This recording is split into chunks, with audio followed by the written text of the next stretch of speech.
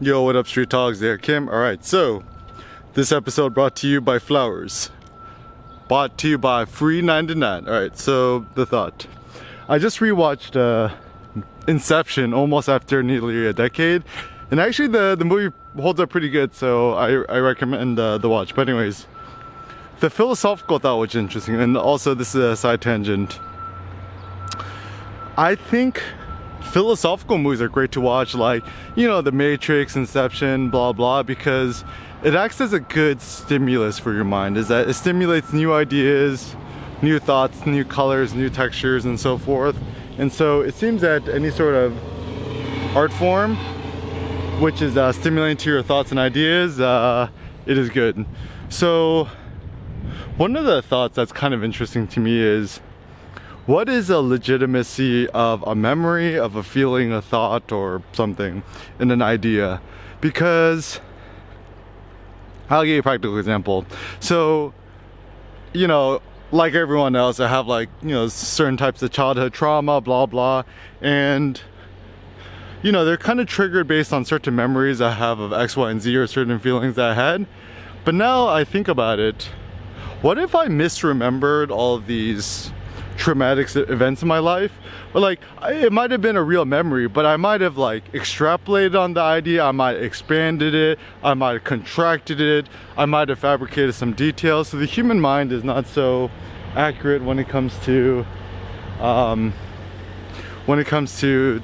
subtle details. And so then it makes you wonder, and then, you know, kind of like the Matrix, right, is that your memories might not be 100% accurate. Does that make your ideas any less legitimate? So this is interesting because well, I think what we're trying to go for is, you know, sometimes people are like, oh, you know, this is legitimate, this isn't legitimate, this is real, this is not real. But who is to determine legitimacy and stuff like that?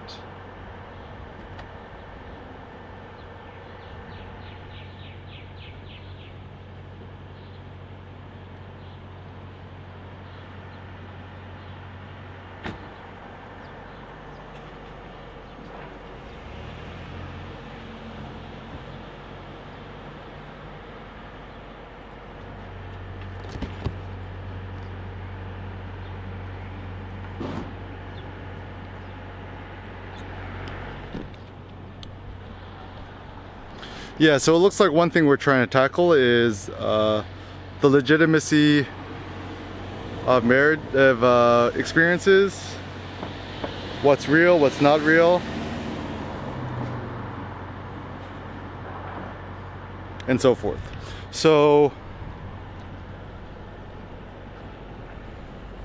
all right, I'm just having fun with it. All right, so let's say you know, have a bad memory of a friend, of a loved one, blah blah, and let us say that you actually kind of misremember the details. Is that like the memory is actually not as accurate as you think it is? And if that's the case, then comes the question, is this still a legitimate feeling? So similarly, let's say you have a dream, right, like a real dream, and somebody says something in your dream that made you really angry, and you get angry at that person, and you wake up with this angry feeling. So then the question comes, are your emotions from your dream state still legitimate? I mean, the physiological reaction of the emotions is real. Like, I don't know, you get more adrenaline, norepinephrine, and all these different hormonal cocktails in the human body. So those are certainly real, like your body is physiologically changing. So that's real. So almost everything is real, but maybe legitimacy is another one, or just practicality. So then the next question comes, like, you have a dream and, you know, something happened, and then is that still legitimate? Well, it certainly didn't happen in embodied reality, so it's not like real in that sense, but it still feels real. So then it comes to the whole thing, is that, like, is conscious thinking the same as unconscious thinking? And is unconscious thinking as legitimate as conscious thinking, and so forth?